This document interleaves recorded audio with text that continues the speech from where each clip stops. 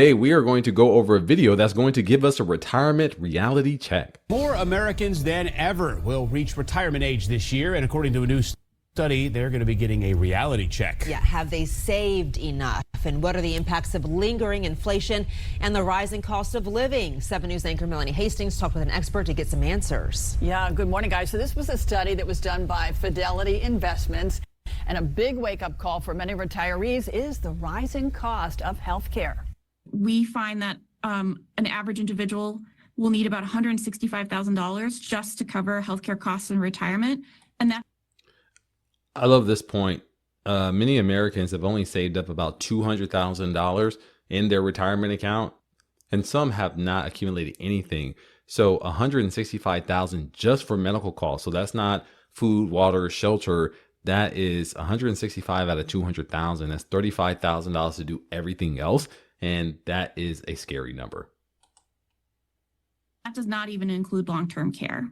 That's after what Medicare covers, and it is the biggest expense retirees will face. The next concern is covering day-to-day living expenses. Many Americans are actually worried that their retirement savings will not last them through retirement. What would be a comfortable amount that somebody would need to have amassed to be able to retire comfortably?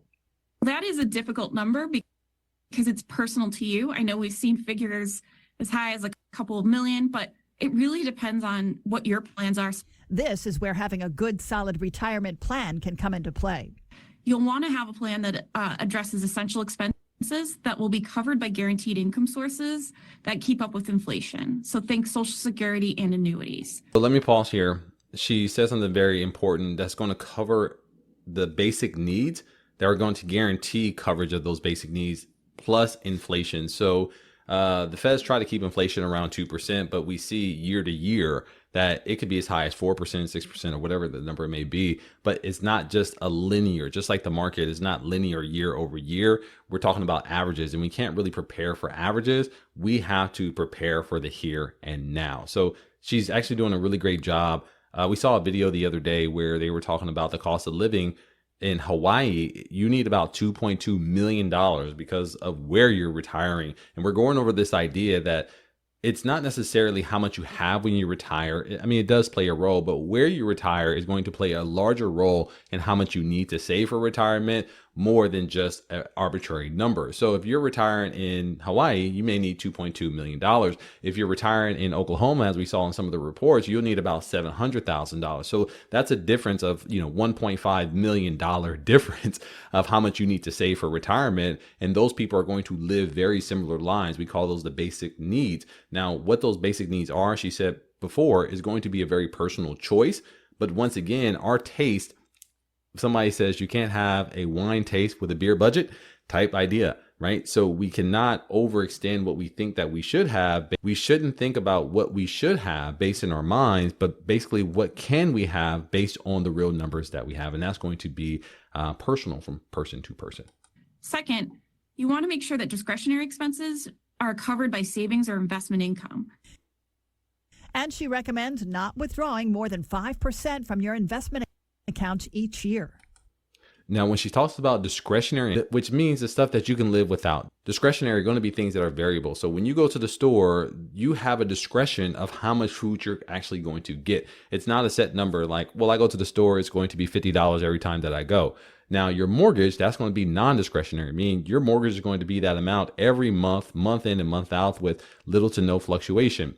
When you go out to the store, that is going to fluctuate. Now, how much gas that you put in, that is going to fluctuate. Even though they're basic needs that you need, those are going to be volatile, and you're going to have backup, which is going to be in your savings and your retirement to cover those fluctuating costs. And Asaf says that for those younger people with a longer earning time horizon, make sure that you are regularly contributing to your 401k, your IRA, and any health savings accounts. And one great tip is to automate those contributions so the savings is just painless. And for an idea of just how much you're going to need to live in retirement, take a look at what you're spending now, your credit card statements and your current bills, and also the sources of where your income will be coming from in retirement. That'll give you a a good idea. Here's a tip from a financial advisor is that you want to reduce the friction. So she made a really good point as far as automating your savings. The reason this works is because big companies like streaming services, everything that you have on your phone, apps, they understand about this automatic contribution. That's why they can get you to sign up for a service for 6 months and you not even know that you still have the service. They get you with a free trial, and then month after month, they're taking the money out, but you don't understand why your balances keep going lower. Is because they are automatically paying that bill. Now, if you use this same technique to automatically pay yourself, paying into your savings, paying into your IRA, the growth is just going to be just as fast as that drain when you're taking money out. Now, why does this psychology work? It's because think about years and years ago when you had to get manual bills in the mail. Some of you may be old enough to remember this. You sat down at the table, you had your bills all laid out, and you wrote a check, $23 for here, $43 here, $10 there. And you had to actually say, is this worth continuing? Do I still have the money to pay for it? That is a friction point. That is a point where you have to stop, think about what you're doing, and then commit an action. It plays what they call cognitive load. You have to actually think about it. If you don't think about it and you're just automating it, the money goes out. That's why a majority of Americans were able to save so much money in the past, is because when they didn't have the money, they said, I am canceling this service because I can't afford it.